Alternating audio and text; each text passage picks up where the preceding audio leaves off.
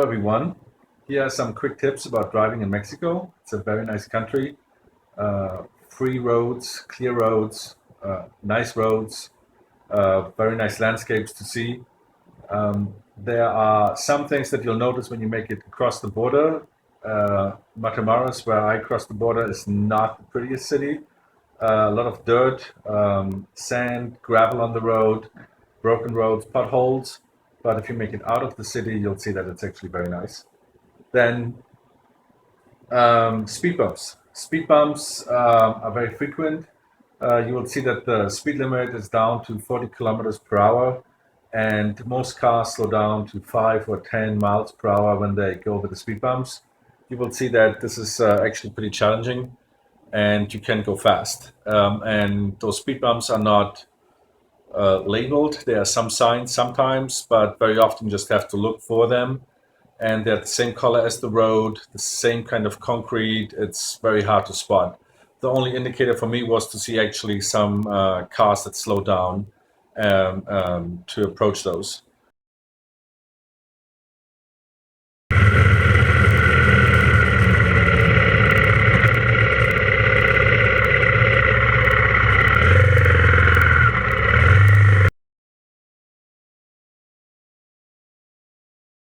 I would advise you to always have some cash ready in pesos. There are toll roads, and if you have at least $100 in pesos, you should be fine to make it through the first day. If you don't have any pesos, will be a little bit of an issue. They don't take US dollars. I know friends that actually paid with their watch to have some fare for the.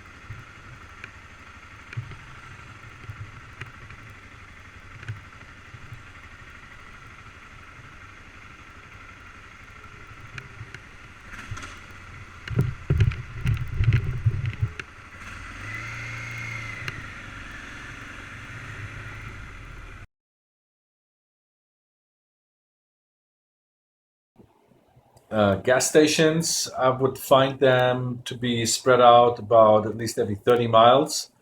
Um, I would recommend that you buy gas when you are half in your tank because you don't know how far the next gas station is.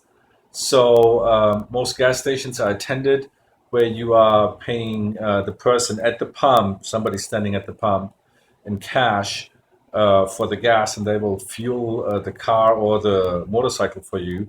If you pay with a credit card, in my case, I would go inside that building. I would tell them how many liters I would want. And in this case, it's like really basic Spanish, uno, dos, tres, cuatro, and so on. So I bought, for example, diez litres, and I paid with my credit card. So that went well. And then you walk outside with your receipt, you hand it over to the person that's at the pump, and you get your 10 liters, which is about 2.5 gallons. 3.8 liters are 1 gallon. So do the math, and I also had a spare, so a spare fuel canister that I could fill up with any gas that did not fit into the tank.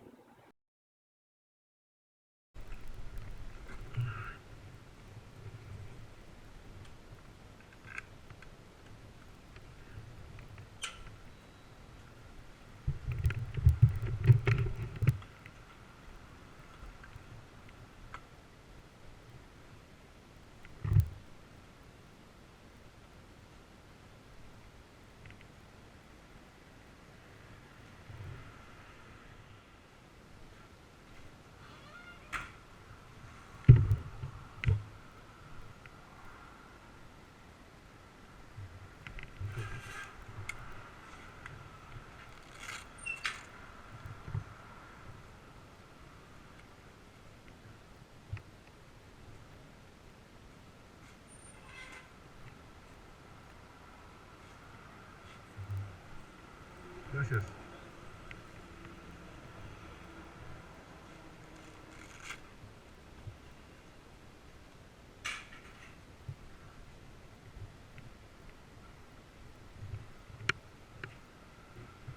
Here, oh, let me show you this. This is a sunburn on my wrist. So if you ride a motorcycle like I did, I had a glove on and then I had a sleeve. As you see, I got burned right where the glove and the sleeve of the jacket are supposed to meet. That's a little hint that I was not aware of to put sunscreen on. So it's not too unpleasant, but if you can avoid that, great. The next thing is bugs. I saw bugs that I've never seen before. They're huge and they fly right into you. So I had to have the visor down, and I wish I had some wet wipes ready to actually clean the visor frequently. They do hit you pretty hard. One bee actually went into my sleeve. I had my sleeve unzipped and went into my sleeve and stung me in my arm. It's not too bad. You cannot see any swelling, but it was very unpleasant for the drive, and I had to stop and take my jacket off and get rid of whatever was in there. Um, so that was not too great. Turning lights. So when a car drives in front of you and wants you to pass, so first of all, it's like most highways are one lane road.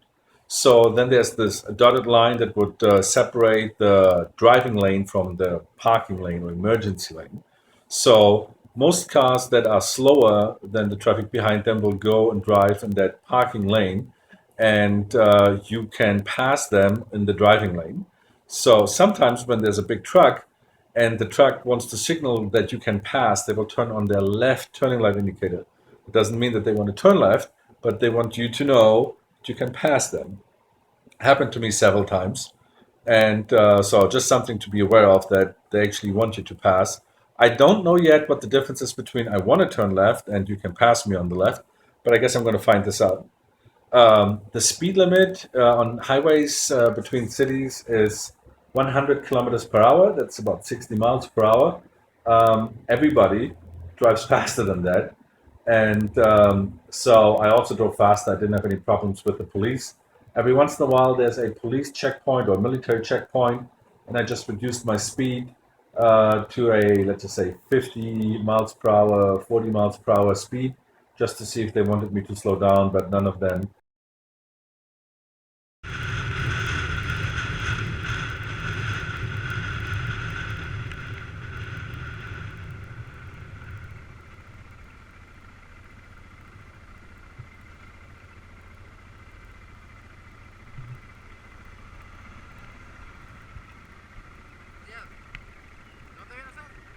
No hablaba español. Gracias.